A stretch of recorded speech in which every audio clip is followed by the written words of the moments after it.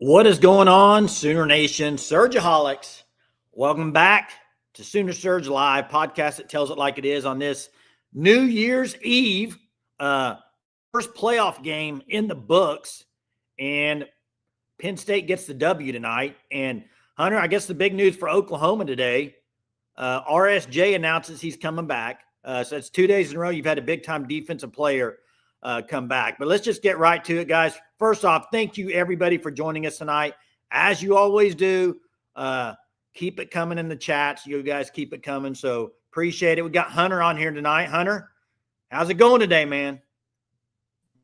Tired, man. Had work today, but yeah, big day for Oklahoma. Another day to where they are able to get one of their big defensive players back. That's a big deal. Like I said it last night in the comments. Not sure if you guys saw it.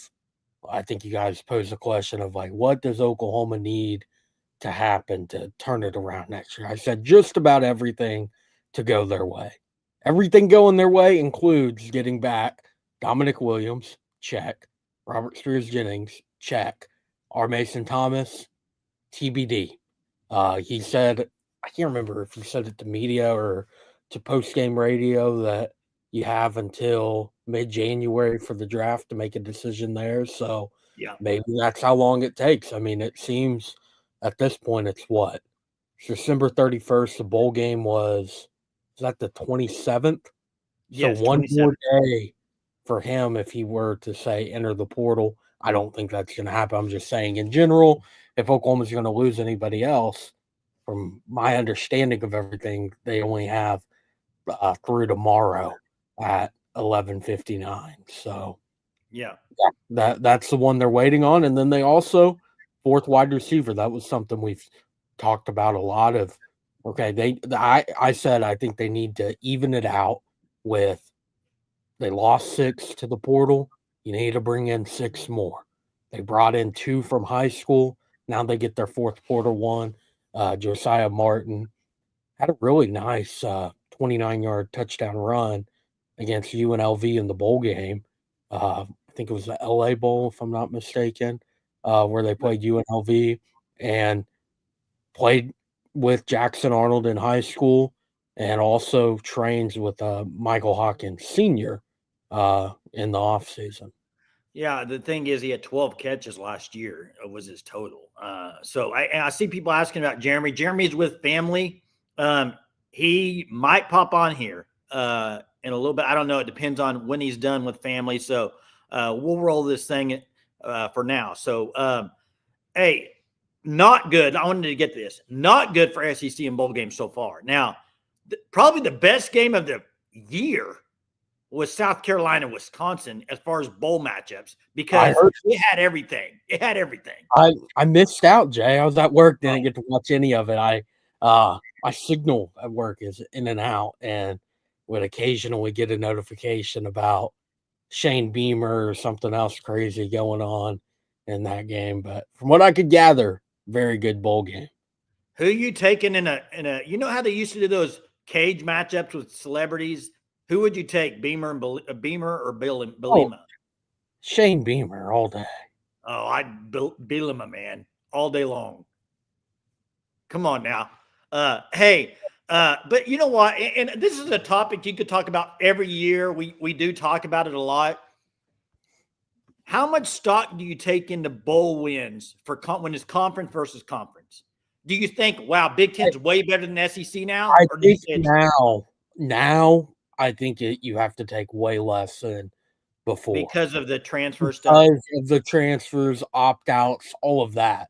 I mean, now, unless it's a playoff game, that's really the only thing you can kind of base it on, I think, because, I mean, you look at everybody. I mean, there's so many teams without so many different players and players that make a difference. So it's and yeah, zero opt-outs for Bama. They lost guys to the portal.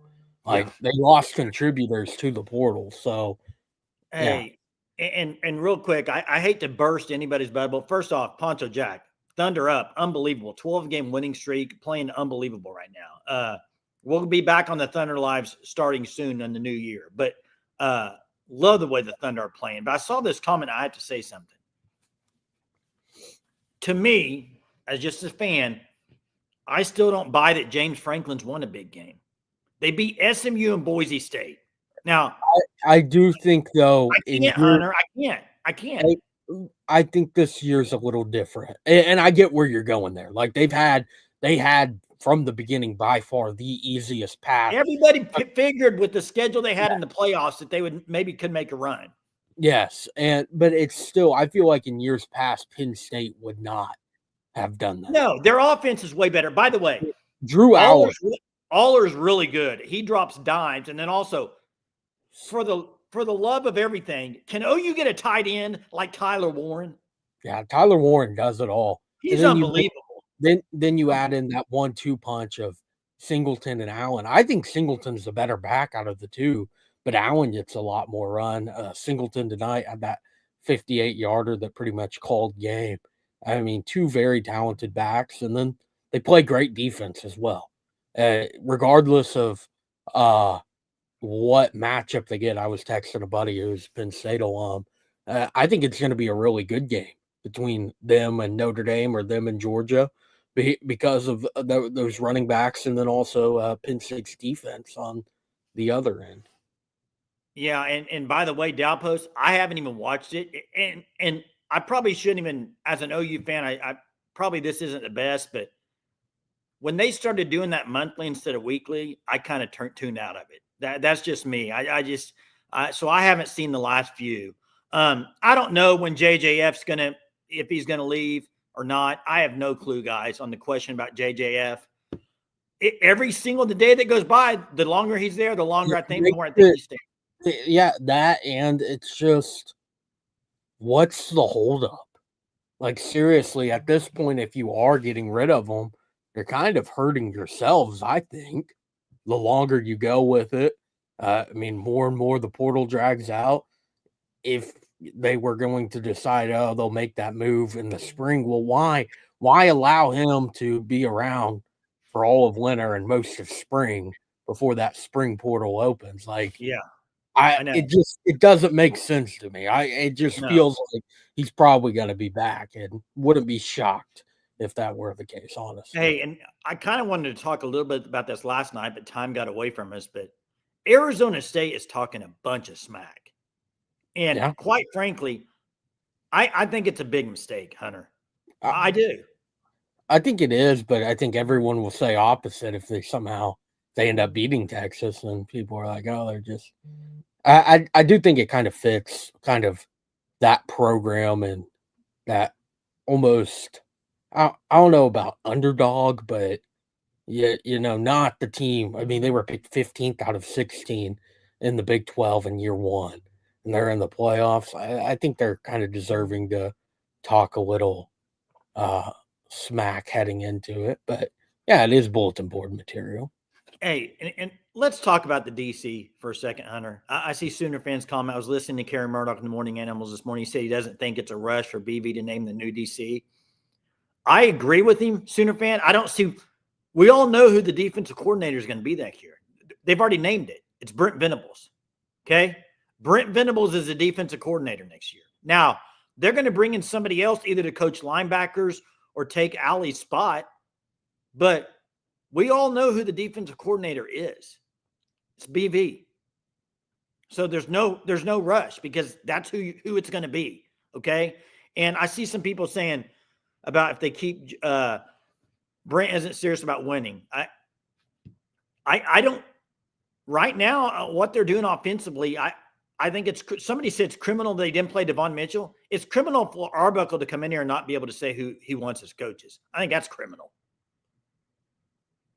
I think that's criminal. I would agree. Like you have the worst offense arguably in program history.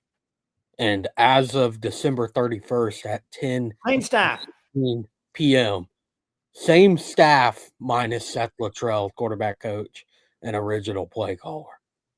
I don't know how that sounds like the solution going forward. Because, Hey, yeah, Steph was awful, let's but play a game. Let's play a it's game. more, in my opinion. Can we play a game real quick? A little role playing game, Hunter.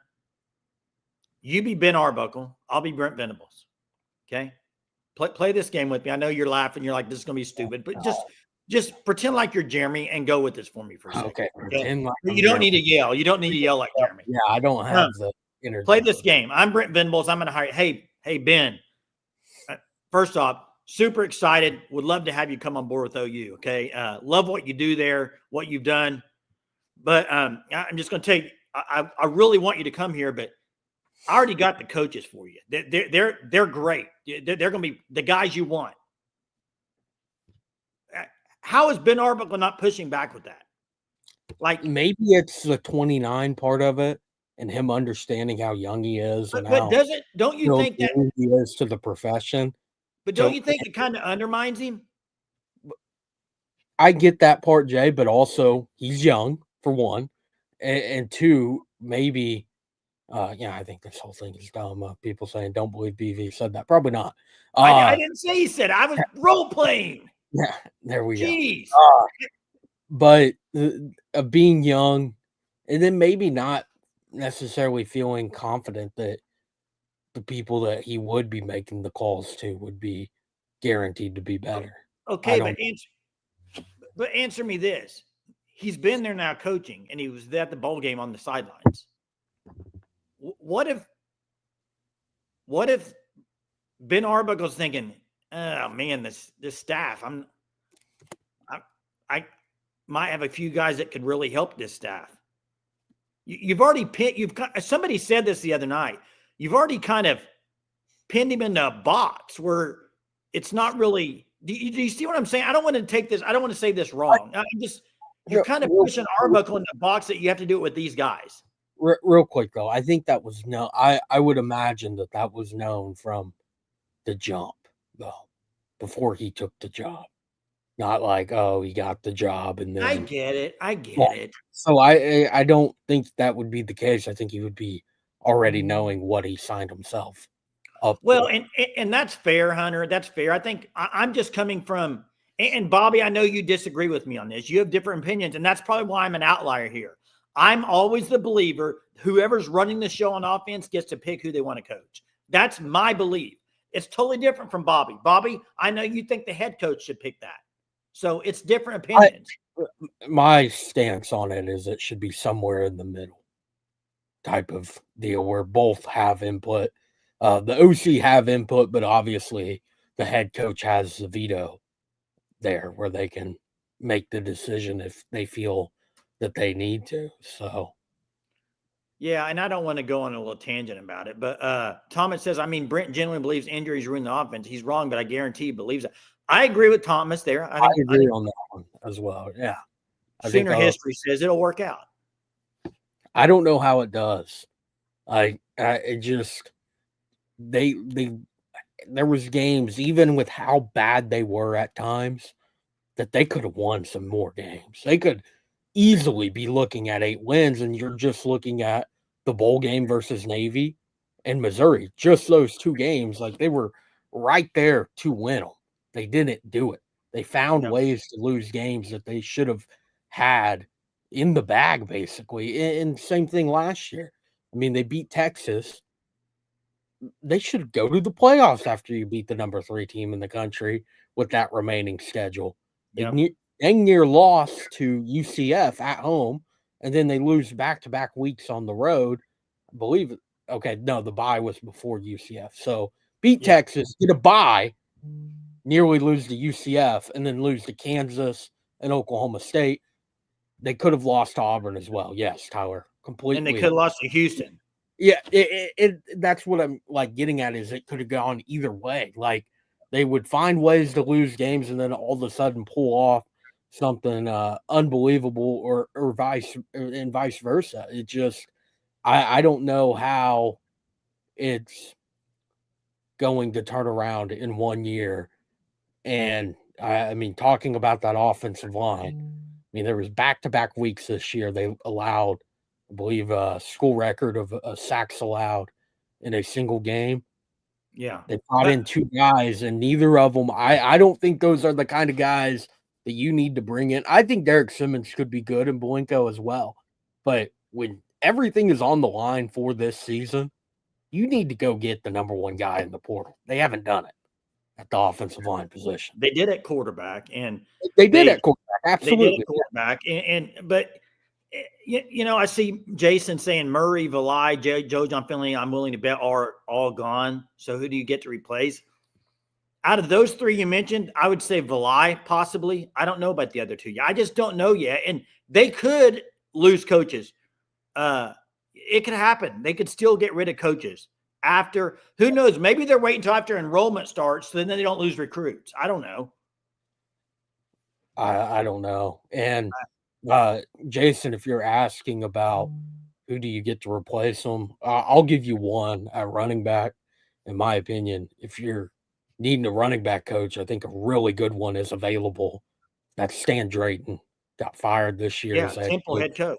Temple was a great running back coach for a long time before he worked his way up to a head coaching job, and that got cut short because they didn't really give him an opportunity to try to turn that dumpster fire around. Yeah. Hey, we'll drop the phone lines here for everybody if you want to call in and talk to us on this New Year's Eve. What's funny is I was watching the game tonight, and I was watching it with some other people, and I said, just wait. They're going to show Boise State against Oklahoma. You might as well just count on it. They're going to show highlights from that game. And we were all sitting around saying, I bet they will. Yeah, they will. And there it was near, I don't remember, third quarter, they show the highlights. I was so glad they didn't beginning of the fourth. I was so glad they did not show the guy proposing to his girlfriend, though. I thought they would show that. That seems like must-see television if you're the director. Like that, sometimes you need to kill time in TV. Like, well, why not? I mean, yeah, I'm impressed it took them that long to get that in. I'm shocked that wasn't in the open, honestly, at least a clip of it, because it was the same exact bowl, and it was a major upset, and that's what Boise State was trying to pull off tonight. Yeah, and got a caller on the line. We got Cade. Cade, welcome, Sooner Surge Live. How you doing tonight? Good. How are y'all? Good. Well, let me start off by saying I want Joe John Finley gone, and I think he will be gone. But I genuinely think they're not going to fire him. They're going to let him find a new job for several reasons. I think, first of all, he's an OU guy, and whoever, Josie or BB, whoever that may be, they tend to favor OU guys. And, I mean, the guy didn't really, other than his tight end position being bad, he stepped up, was the offensive coordinator, did, what he did with what he had. So I just don't think they're just going to fire him like that. I don't think that would be a good look. I would agree they won't. I agree with you, Cade. I think he will get forced out the door, though. I think he's gone. So I guess this goes back to something, Cade, that we've talked about a few weeks ago, and I don't know the answer to this. If that's the case, why did they wait so long? I mean, why did it happen through the bowl game? Like they to me, here's my thing. If they would have made that move, whoever they bring in as tight end coach might have brought a pretty good tight end with them. Like, yeah, I agree. I think there's a lot depended on the bowl game. They needed him, or they wanted him for play calling. And like I said, I just don't think they're just going to fire him. I think they're going to push him out, let him try to find a job wherever that may be. I mean, I'm sure he has a lot of connections. He's coached at several big programs, so I'm sure he does. I mean, Kate, I think kind of as Bobby says, is those other jobs are filling up. Like, yeah, but he's got friends that can do him a favor. In my opinion, if the plan is to push him out the door and let him get a new job, OU probably has a plan in place. I mean, they almost have to have a plan in place. They're not just going to push him out if they don't have a plan, and I believe that they have a plan. We'll see. I think he's going to be on staff next year, like Clark says. I don't think – I don't know, though. I mean, you may be right, Cade, and I think there are a lot of people who agree with you, Cade, that he probably will be gone. Hunter, what are you at right now? 50%? Again, the longer it goes, why the whole holdup on why the bowl game talk? Who cares? It's a meaningless bowl game. They lost anyways. Somebody else can call plays. Let Bill Bedenbaugh get a shot at it. And I think Joe John did well as the play caller for the most part. The Navy game was bad. I think that was a very bad outing from him. Some of the decisions made after you had an early success and really just went stale the rest of the way other than the final drive. It's just, again, the longer it goes, why are you dragging it out? It just doesn't make sense because it doesn't benefit you at all. It just does not. Well, I also think it has. They're not gonna drag his name through the mud or make him look bad by, as soon as the regular season ends, fire him, and drag his name through the mud like that. I don't think so. Not as a former player and somebody that stepped up and genuinely tried to help the program with the play calling. Now his tight end position group has been terrible, but he's an OU guy. They're always going to favor OU guys and not try to drag their name through the mud. That's probably true. Hey, thanks, Cade. Thanks for the call. Appreciate you. Have a good one. Have a good New Year's Eve, the rest of it. One thing, though, if there was ever a time for a head coach to have a chance to get rid of guys, it's after the offensive performance this year. Nobody would have batted an eye if they would have fired anybody after the last game of the year. Yeah, I think from a national perspective, people were expecting it would have been understood if you completely clear house. Even with some of the guys that they have on staff and how respected they are, and Bill Bedenbaugh and Emmett Jones, it's just the offense as a whole was very, very bad. It was, and they're not going to do all of that. They're not going to clean house. And as of right now, it looks like there was only going to be one move made, and that was the Seth Luttrell move back in October. Coconut Greg, what's on your mind tonight? Hey, fellas, how y'all doing? Good, you? Doing pretty good. So, we talk about, they're not making any big moves with the coaching staff besides, bringing in Arbuckle and all that. But it's clear we're either very stagnant at a lot of these positions or we're regressing, like at tight end, etc. When is enough enough? We know they're not going to make any changes right now. Are they just waiting to fire Brett Venables and then just completely start over? Or are we going to just continue to regress until we have to fire the head coach? Is there at any point where it's enough and we let go of some of these guys who may not be taking us forward? Is that going to even happen? Or I don't think it's going to happen on the offensive side of the ball, Greg. I think what you see is the staff for next year. That's my personal opinion. I think they're going to roll with what they have. I think Arbuckle is going to be the running the offense, but you're going to have the same. Which my concern with that, Greg, is does that still lead you to are they going to have who's going to play running back every game? Is it going to be a turnstile like they've had the last 3 years? Are they going to settle with one? So you're still going to have a lot of the same problems you've had offensively, whether it be rotations or what. So I don't know. I would have thought like you, Greg, after last year being almost dead last in offense, it would be somebody. I would have thought they would have done something offensively other than just the OC. Yeah, me too. I guess the only reason I think they're not is if they are just expecting things not to really improve much, and then sadly for head ball coach to let go and then just start all over. That's the only reason I can think that they're just waiting. I mean, I don't know. It's hard for me to sit here on December 31st. Is there 31 days in December or 30? Yes, 31st. 31st. And think what next year is going to make it like they're going to go win 9 games. Like it's hard for me to believe that's going to happen. Me neither.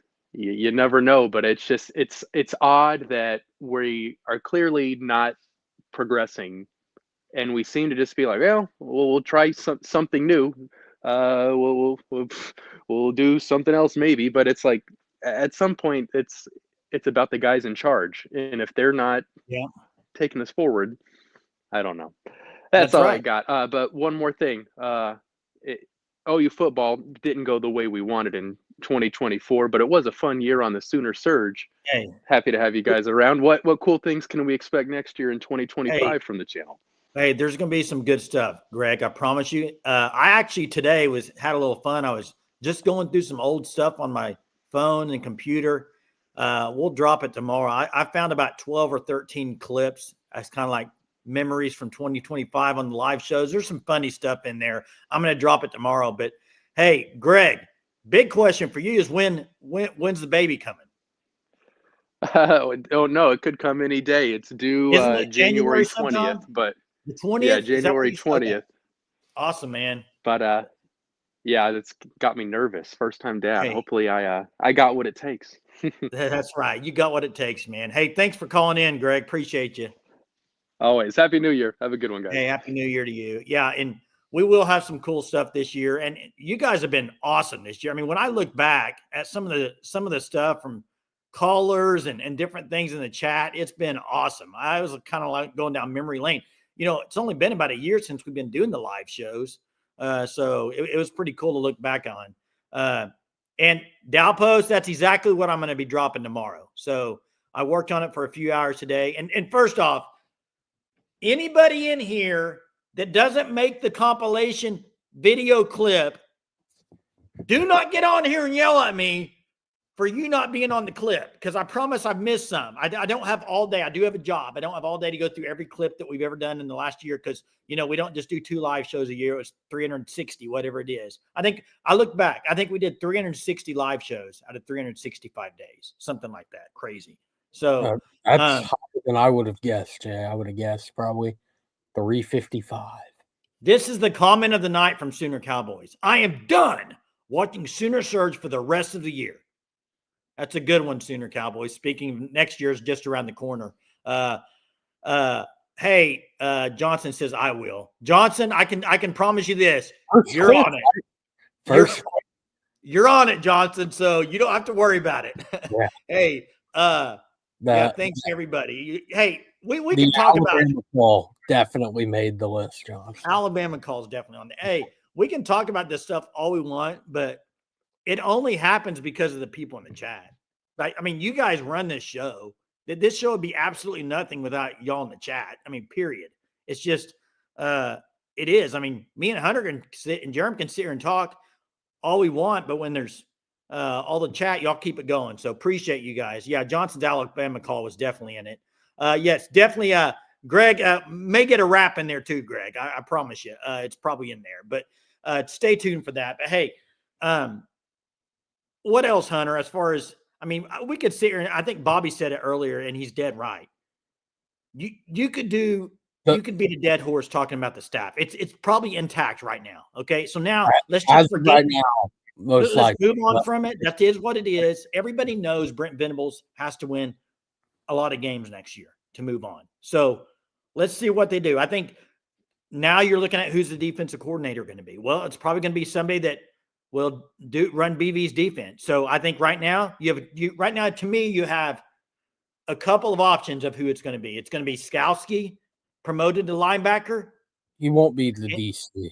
No, listen, it's one of a few options. It's either Skowski promoted to linebacker and BV just running the defense, or it's bringing in Goodwin to be a defensive coordinator and linebacker coach.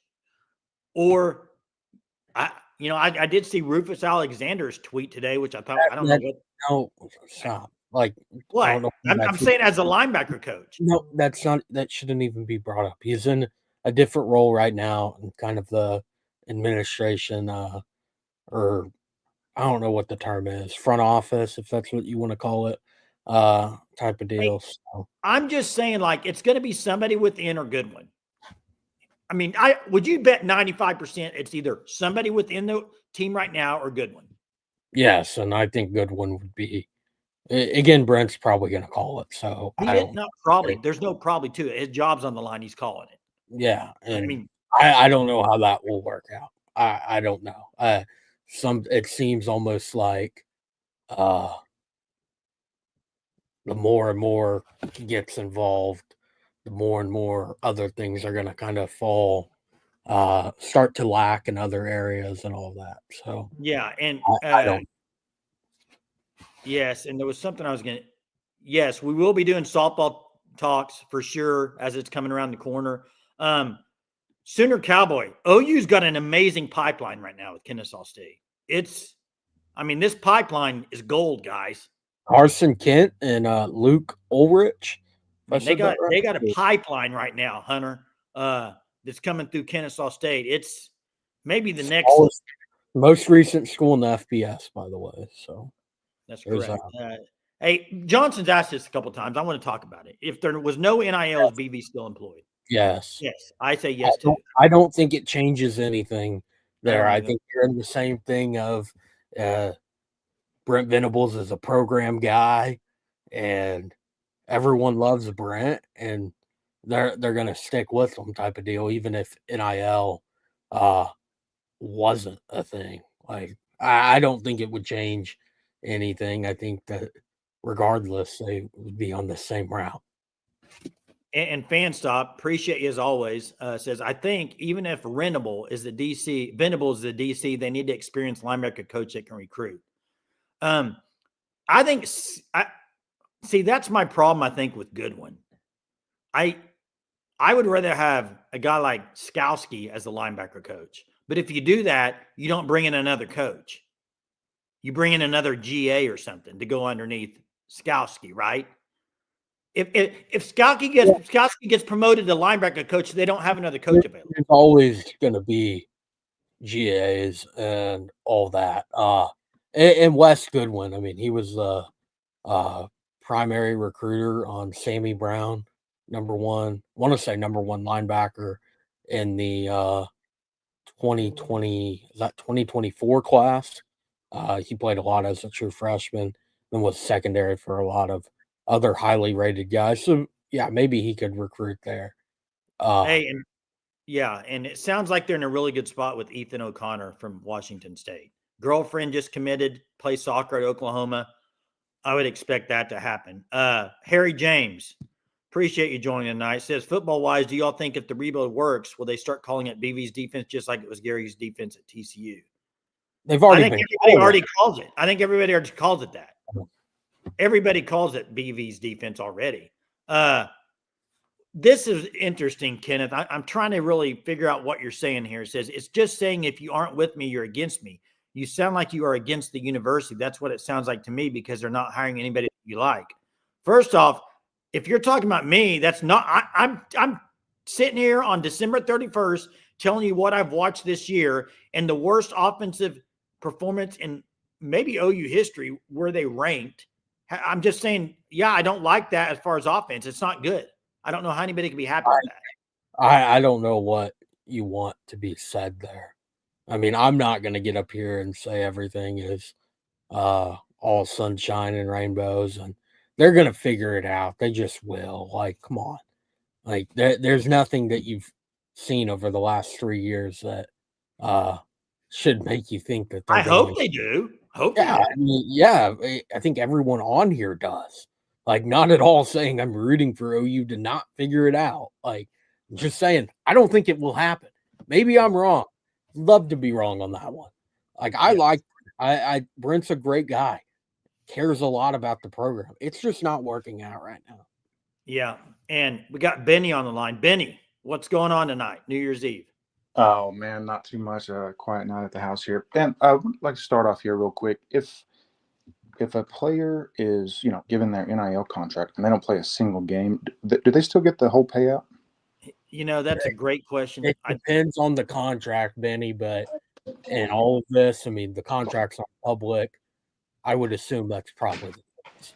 Unless there's something in there that says otherwise, like any contract could have, but with the way everything is set up now, I would assume, they're getting paid even though they're not playing. Okay, gotcha. And I guess this is just for the spirit of conversation, but I guess I kind of disagree with what Kate had said earlier about, showing Joe John or whoever some of these coaches are the grace to not fire him. And so I'm like, you're losing, a bunch of skilled players. Besides linebacker, we lost the quarterback. It's like, why not just go scorched earth on the whole thing? I don't know. I mean, Well, do you want to win or not?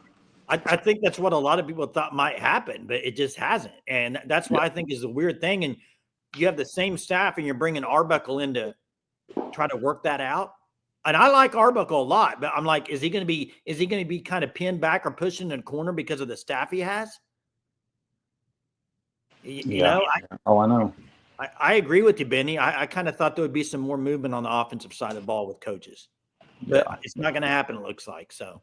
Yeah, well, hopefully Arbuckle can get in there and the other coaches can, respect his decision and jump fully on board, That's right. That's what needs to happen. So all right. Appreciate Thanks, guys. it, Happy Benny. New Year's. Hey, Happy New Year's. I got to get to this comment from Paul Wayne. OU will be okay. The only thing BV can be held accountable for is Seth Luttrell hire. Everything else he had no control of. Wait, Paul Wayne, what are you? He's the head coach. He has control over everything. Everything that went wrong, he has control over, except injuries. Yes, and correct, Jay. Except injuries, everything is under his control. And yes, the Seth Luttrell hire, we talked about it a while back, is Brent ended up getting fired eventually. That's probably going to be the decision that led to all of that, and 100% probably is. But I mean, there's been numerous other things like. 2022, yes, year one, all that. There was games that they could have won that they didn't. Like, game management has been an issue throughout all of it. It's just always something going wrong. And you know what? It's not just that, Hunter. I'm going to throw an example out there. This last year, OU fired Seth after what, 4 or 5 games, right? Game 7. Game 7. Who did they bring in? Joe John. Well, there's nothing you can do there. No, just hold on. There's nothing. Hold on. They brought in Joe John Finley to call plays, and how many plays has he called in his lifetime?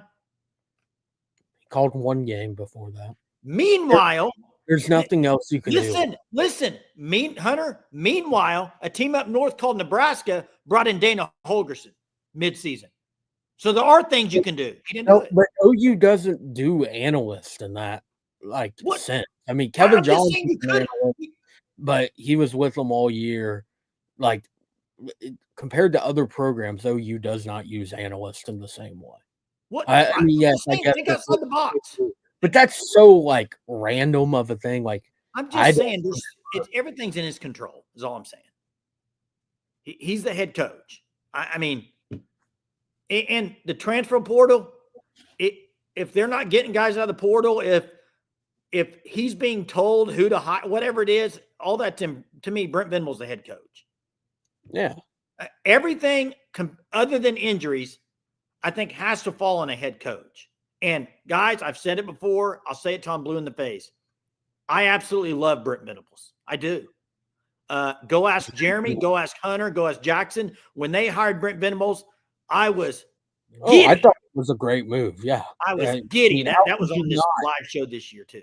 How could you not think it is? I mean, a guy that won a national championship at OU as a defensive coordinator, put out really good defenses for about a decade, goes to Clemson, wins a couple more national championships with arguably the best defense over that period of time, and you're bringing them back to Oklahoma. Yeah, everything should work out. And you add in the fact that for the first time ever, Oklahoma fans were dumped by Lincoln Riley. I mean, that's never happened before, where a coach leaves them, not vice versa. So, everyone was, or not everyone. And I get what you're saying, Bobby. I mean, Dan Lanning's a great coach, and looking back on it, that's probably should have been.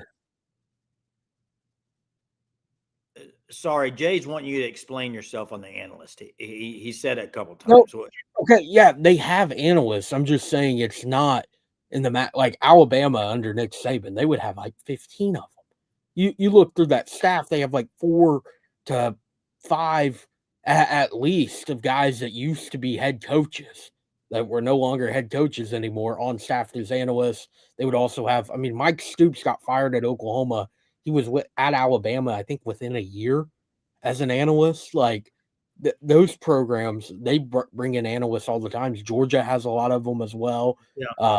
And it's rare for what Nebraska, that's what I was more getting at, is what Nebraska did with Holgorsen, bringing him in midseason for one, and then two, to promote him up to play caller is a rare thing. That's not something that normally happens in college football. Usually, if you have to fire somebody mid-season, you're just kind of rolling with what you got and trying to figure it out for piece everything together for the remainder of the year.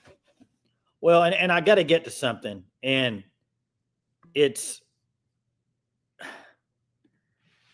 if you go back and look at Brent Venables in 3 years, Hunter, 2023 was kind of a epiphany. And here's why. Here's why. The 2023 OU football schedule was basically playing a bunch of group of 5 teams. I mean, it was three out of 4 new comers? It was the easiest OU football schedule probably in the history of OU football. About as easy as it could get, yes. And they went 10-2, but they didn't win the Big 12 in the season that had the easiest football schedule they've ever had. UCF, BYU. I mean, you could go down the list. By the way, UCF took you to the wire. BYU, without a Bowman 99-yard interception return, they probably lose. I'm just saying. Gabriel did go down in that game. Okay, but what I'm saying is, even with the easiest schedule, that 10-2 to me, when I look at it from an outsider, I'm thinking that was kind of an epiphany. They could have been, if they had a really decent schedule, they might have been 6-7 or 7-5 that year. You know what I mean? So I think that 10-2 let it kind of show that everything's great, when it really, looking at from, you step back and look at who they played that year, it wasn't like a killer schedule at all. I mean, it was easy. They should have been the Big 12 champ, specifically after beating Texas. No ifs, ands, buts about it. And they didn't. So, hey, and then Kenneth says, yeah, it took Superman effort to beat Texas. Then you run the OC off by talking about, well, I don't want to talk about that. That's too far along from now. It's just, I'm not going to rehash that. Yeah, you lost to Kansas. And here's the thing. Even in that year, their defense got better. But if you remember, TCU that year was what, 69-50 or 45 or something? They were up handedly, and then it kind of. But that one, I mean, yes, they gave up a lot of points and a lot of yards, but most of those points and yards came when the game was completely out of reach. I mean, Oklahoma dominated it in that first half and early on in the second half offensively as well. Damon was asking, I had it up here, sorry. Who is the assistant head coach for offense? As of right now, unless I'm glancing over something, there isn't one. There's your offensive coordinator and quarterback coach, and Ben Arbuckle, your co-offensive coordinator and tight ends coach, Joe John Finley, then your passing game coordinator and wide receivers coach, Emmett Jones, and then DeMarco Murray, running backs, and Bill Bedenbaugh, offensive line. So wait, so Joe John's still co-OC? I don't know if that's updated or not. I have no idea. It could be because it's still technically on the Sooner Sports website, I'm assuming, going off of the 2024 season. But Arbuckle is added because he's not OC. I get so Doyle. If y'all don't shut up, I'm going to go out of my mind. What you want me to zip it? I mean, what do you want me to? I'm so confused what you're talking about, Doyle. Please call in, Doyle. I don't know what you're trying to say here, but you know what bothers me?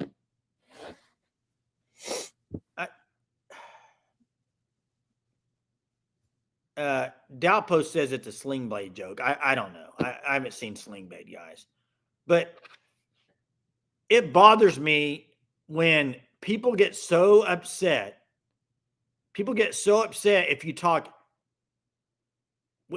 negative when it's a fact. It's like factual. Factual is they haven't been good. There's no like I mean, I get so confused by that. It's like you want to just lie about things and make sure everything. I mean, what's that movie, guys? I know it's people talking about Spain. What's the movie where they go into this little town and the town is always the same? What's the name of that? Are They had the dude. You had the Spider-Man dude in the Tobey Maguire was in it. Oh, I have no idea what. Come on, you go into this Pleasantville. No clue, man. Never watched. Never. Was it Pleasantville? I think so. Yes, Daniel, Pleasantville. Thanks, guys. if Daniel Carver says it, it's probably true. He knows his name. Hey, by the way, guys, I'll say this: if you don't go after the live and look at the comments, go look at Daniel kills it in the comments. His comments are hilarious every night after the live. Go check them out; they're awesome. Chester called him a poet today in the comments. Poet Daniel, man. Yeah, they went into the TV show. This is kind of like Pleasantville. It's kind of like, I mean, everything's great. Everything's great over here. I mean, I wish it was. I hope it is. I hope it is next year, guys. I hope 2025 is the best year of OU football ever. I really do. Oh, shucks, Daniel says. What is that movie? I'm blanking on it. Which one? Jim Carrey, that's basically the same. Truman Show. Truman Show. There you go. I love that. First off, Hunter, Truman Show, way better than Pleasantville. Oh, yeah, I would assume so. I've never heard of Pleasantville until tonight. So, yeah, Tobey Maguire. I thought Tobey Maguire. Am I wrong with that? It's kind of like Leave It to Beaver. It's Tobey Maguire, yes. Okay, and Kenneth, here we go again. You got to remember, we only had one quarterback that year and no running backs. They had running backs, but why did they only have one quarterback? Yeah. Tell me, Hunter. I don't know. I don't know how there can be excuses made for 2020. It wasn't the injuries that you had in 2024 there. You had a fantastic play caller as well, and Jeff Lebby had a top 10 across the board offense in the country. And yeah, they still weren't able to get it done. I mean, Dylan Gabriel's a pretty good quarterback, by the way. Like all of it. Like I don't know what you mean by the running back. Like I know Javonte Barnes was injured. Gavin Sawchuk figured it out down the stretch, but early on it was Tolly Walker was the clear best back they had. Didn't play like he was. Like it didn't make any sense. Why are you not giving him the ball? He looks like the best guy that they have. You know what else I get so tired of is the end of that comment. Y'all acting like we had great players, which we did not. Stop it already. Who's bringing the players in, Kenneth? I mean, you're sitting there making the point for everybody by saying they didn't have great players. How can you blame the coaches? Who brings the players in? And I disagree with you, Kenneth. I think they have good players. I disagree with that comment because, Kenneth, you can't say that comment and then say who's bringing them in. It's still, to me, it's still the coaches are bringing in the players, and if the coaches aren't playing the right players, that's on the coaches. I mean, you can sit here and blame players all you want. I think coaching's more of an issue right now with these teams. I just do. I don't know. Oh my gosh, Kenneth. Don't even put it up there. No, I'm going to put it up there, Kenneth, and this is probably the last thing I'm going to say about it. Kenneth, first off this.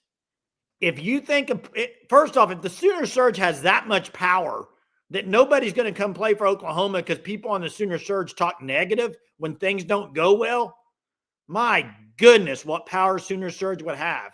Do you think Alabama fans are angry right now? Did you watch Alabama today, Hunter? I didn't. Again, I was at work, but I know what happened. And Hunter, you know what? Sure, Roll Tide Willie is not having it. Based on Kenneth's comment, they're never getting a 5-star again. Fans are too mad. They're insulting players.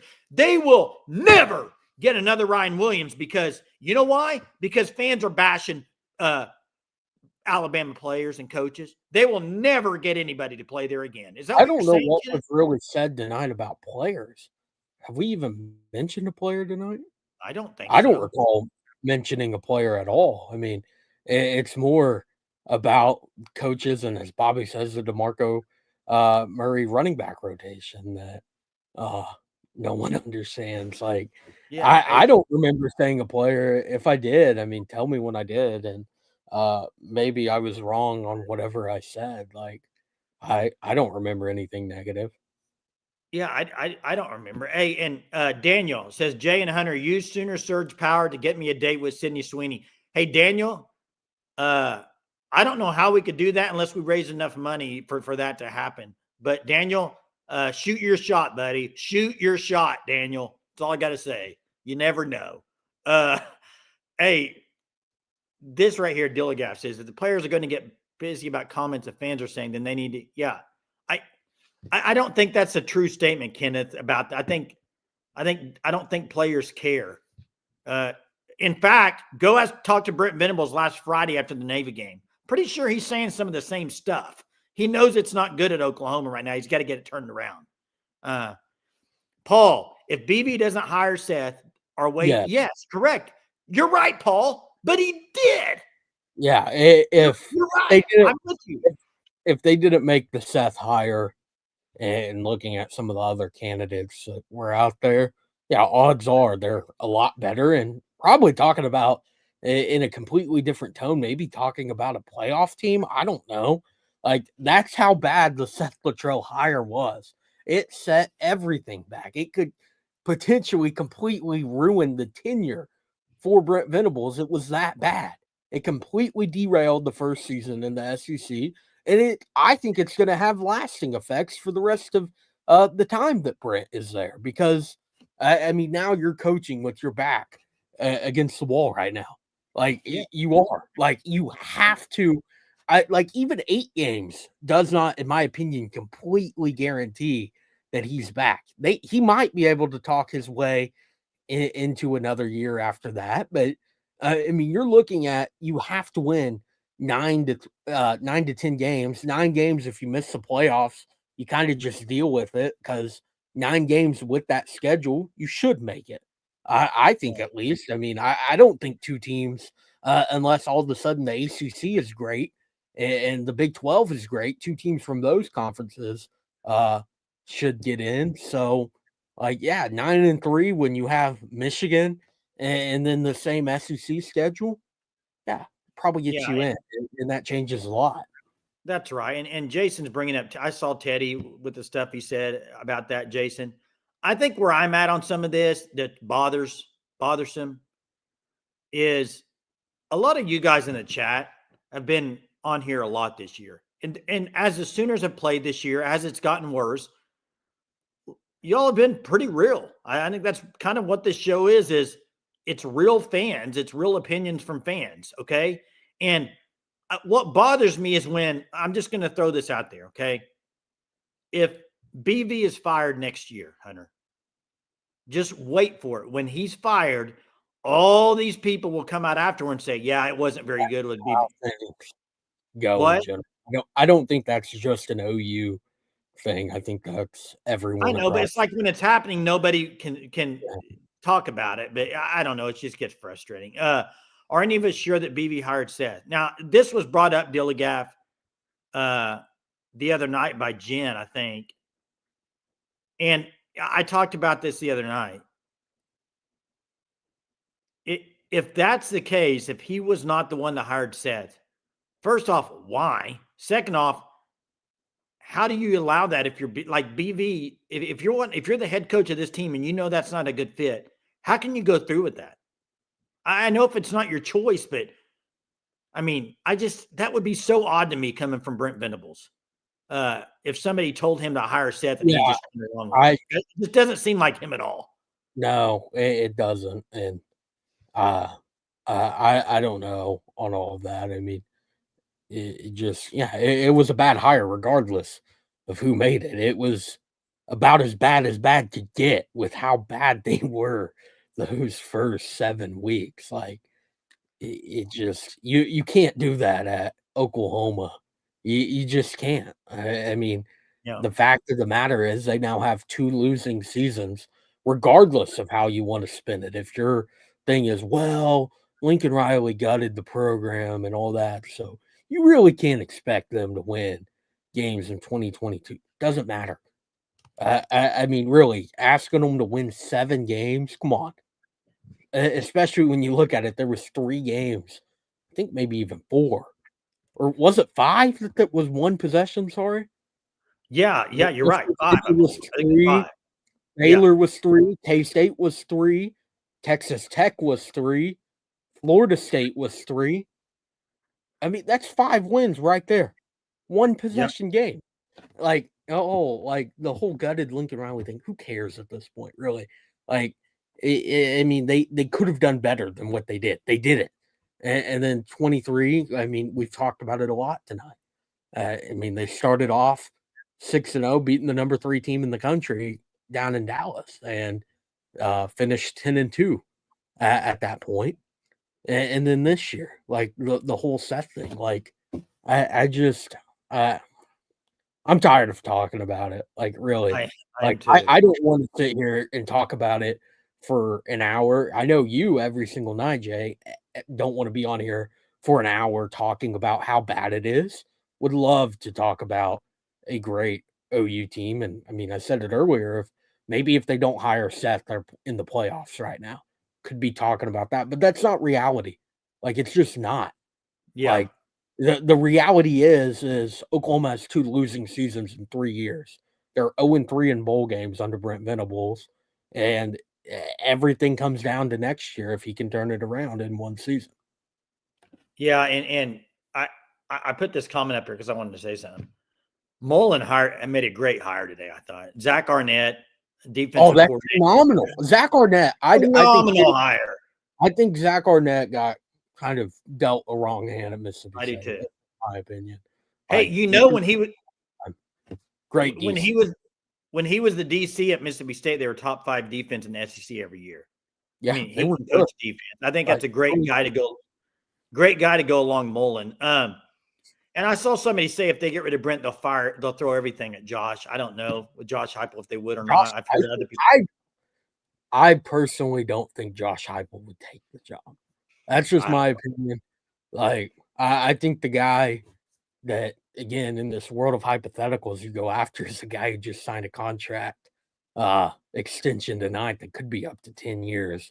That's Kenny Dillingham, because I think he's a phenomenal coach. So I don't know. I mean, I don't know who they're would go after in that situation. I mean, it's a long ways away. I mean, it's in about 53 minutes, hit the clock to, at least on Central time zone, to 2025. And then you have about 12 more months or 11 months, depending on all of that, before you're talking about a coaching search and all of that. So yeah, and I see Matt Campbell and stuff. I will say before we get to Daniel, I got to say I'm going to ask trivia after Daniel, but check out the FanStop, www.thefanstop.com. Code Surge, you get 10% off your first 3 months. FanStop is awesome, really are run by great people. Check them out. Officially licensed merchandise. We'll get to Daniel Brooks, and then we're going to have trivia. So Daniel, close us out in the calls tonight. What's up? All right. Well, I guess it's good that I'm closing out. My biggest thing I got to say, just hearing everybody talk and all the comments and everything, I think people just need to relax, hold up, and I know people are teed off, but let's just refrain from the if he's. And this is not on you or Hunter either. Just let's refrain from the if he's fired and all these other different negative things. Let's hope that this upcoming season, all the right choices are made from personnel, from the player development, from all those things, and that next season is a success. We wanted it to happen this season. It didn't.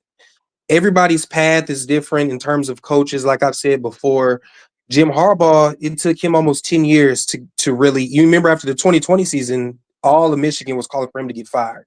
He changed course and he came up. I'm not saying BV is going to be Jim Harbaugh, but I'm just using that as an example.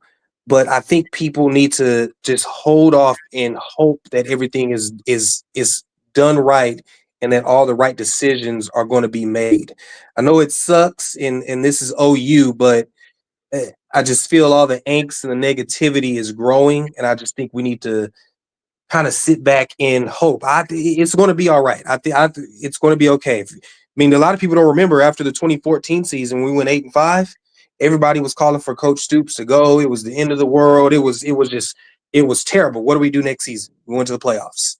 So I agree, and I Lincoln Riley changed that when they brought him in, and I think Arbuckle can do the same thing offensively. I think, and you're right about one thing. You're definitely right about this. If you're an OU fan and you want OU to be to go in the right direction, they really need it to work out next year. Because I think if Brent Venables doesn't work out and you fire him, who knows if the next coach will? You could be on a cycle, aka Texas was on a cycle for a while. Yep. And it took them a while to get the right fit in there. So, and I don't disagree. I hope that's right.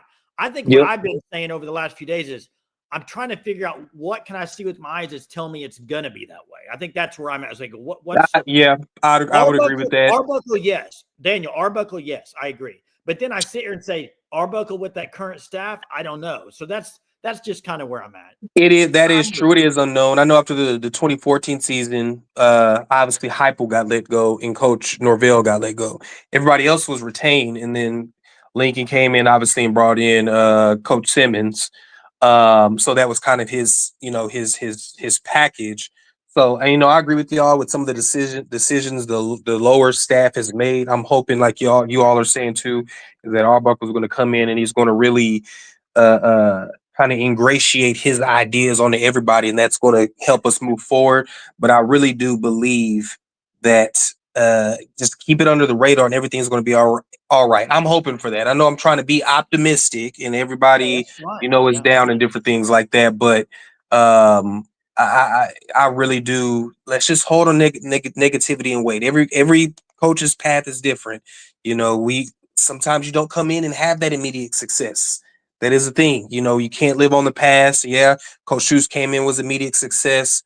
Maybe this transition is different. We don't know. And I know people are going to be ticked off hearing me say that. Some of the people that want BV gone already and stuff like that, all we can do is hope and wait. Because if he comes off next season and does go to the playoff, nobody's going to be in the comments or anything like that saying he needs to be fired. And then if the next season's bad, he needs to be fired. Like, you can't pick and choose. When it's good, everything's okay. Everyone should retain. When it's bad, everyone has to go.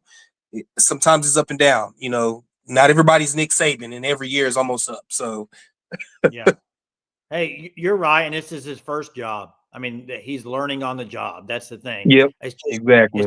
It's hard when you got the schedule too that he's got. I think there's a lot of things, but you know what? Maybe Arbuckle is the key, like Lincoln Riley was, and they do get a lot of things figured out. We'll see. I hope it's that way, Daniel. So, hey, appreciate you, Daniel. Thanks for calling. You're welcome, guys. All right, you have a good New Year. Hey, you too. And Iowa Sooner says the problem is the schedule is going to be tough. They could have a lot of improvement and still 7-8 wins. That's fair. So Correction says caller of the night right there. Hey, I think everybody's with you, Daniel, as far as let's hope it's right next year. Yeah, and what Daniel was saying, I get where he's coming from there. And him being a former player, kind of knows, and especially a former player that was a part of that team that dealt with that major coaching change, and look at the result that they had. And I think one thing that he said that really kind of fans need to take is, I don't think anyone on here should be hoping that it doesn't work out. Like, I am in no way, shape, or form saying I hope OU doesn't. No, I just said I don't think they're going to. Like, and like you said, Jerry, is where do you see that path that they do? Like, I don't know. I don't see it right now. A lot of things would have to change for me to potentially see it, but no one on here should, fans in specific, should not be hoping that OU does not win and Brent's fired and all. Like, no one wants that, because like you said, we talked about it last night. It took Texas 9 years from their bad stretch of hires to get it turned around. 9 years. I mean, if Brent's fired, it's not a instant solution, most likely. Maybe it is, but likely, no, it's not. Like, it's going to just continue to get bad, maybe even worse. Like, who knows? It's a dark tunnel if all that were to happen. So no one on here should be hoping that that's the path that OU goes down. Yeah, and I want to respond to this before I get to trivia. 6-0 Chevy, appreciate you joining. And you're dead right. I mean, you're dead right on this. Riley didn't choose when he became the OC under Bob. You're right. And I know where you're going with this with Arbuckle. And I think it is, I think it's fair to say that, yeah, what I've been saying about Arbuckle, you could compare it to that with Riley and say, yeah, he's not picking his own coaches. But the difference, I think, from my point of view, is the difference is Bob Stoops is the head coach and had done it for years. That's my difference, is you had him as kind of like the common denominator, and you're like, he's done it. He's played a national title. So I think that's the only difference. You're right. Arbuckle may come in and be a great fit with these coaches, guys. I'm not saying it can't happen. I'm just saying I thought, here's truth of the matter, I thought Joe John Finley would be gone. That's the one guy I'm thinking they would have probably said, yeah. And maybe they still do. But like Emmett Jones, I'm not hoping he leaves. Bill Beatenbow, I want Bill Beatenbow to stay. DeMarco Murray, I don't know yet on that, but I don't think they should wipe everything clean. I just thought they might get rid of Joe John Finley. Okay, that's kind of where I'm at on that. There was one more thing I was wanting to get to, and then I'm going to ask trivia, Hunter. What was it? Maybe I don't see it anymore. I can't see it. So, somebody it was about the Miami and Colorado. If it can't turn around in 1 year, how did Miami do it, or how did Colorado went and hired Deion Sanders and went and got a bunch of really, really, really talented skill players out of the portal. Yeah. Miami got a lot out of the portal too. Correct. Now, you got John Mateer. That's a good game. And I got Javonte Gibson. I think Javonte Gibson's going to be good. My concern, again, it goes back to the offensive line out of the portal. Like, the O-line was bad. Hey, haven't gotten to it tonight. I'm shocked. Been on here an hour and 6 minutes. Another good day for Michael Fasusi. Hayes Fawcett. He's dominating, isn't he? Reading out from Under Armour All-American about he's dominating Fasusi. So that's another positive for OU is Fasusi. But who's to say that he's going to start day one? I don't know. I don't think he does day one. I don't. I mean, it hasn't happened recently. Caden Green wasn't even day one when he was really good. So I think that's another thing that's kind of a concern is with how bad the O-line is, they haven't made anything that really can convince you that it's going to be completely different. Maybe it is, but and it could be. They could look great. With everything in the path that it is, like you really need to have like a really good O-line mixed with John Mateer being great, like everyone thinks he's going to be. I mean, he was number one player in the portal, and then Ben Arbuckle with those skill guys as well. So, yeah. Hey, you ready for trivia? I think this is going to be pretty easy. Just simply tell me. 2007, the Fiesta Bowl with Boise State. Who was the Boise State running back who proposed to his girlfriend at the end of the game? I hinted at this earlier. I didn't say the name, but can you tell me the name? Hunter, do you know this off the top of your head? Were you even born? Oh, you were barely born. Did not watch the game live. Maybe I did. I don't know. I can't tell you. And I didn't remember the game live. That's for one thing, but all about Bobby barely beat the next 3 or 4 people. It's like people, you know what's funny about this? And this is kind of what I wanted to say it. Bobby, great job, Ian Johnson. Why I wanted to say that is OU fans remember the name so they don't have to Google that up, dude. I mean, that was splattered all over TV all the time. Nobody goes and looks that up because they know it's burned into their memory. Yeah, sorry, corrections. I did. It's because I relived it tonight when they showed highlights of it on the game. Okay.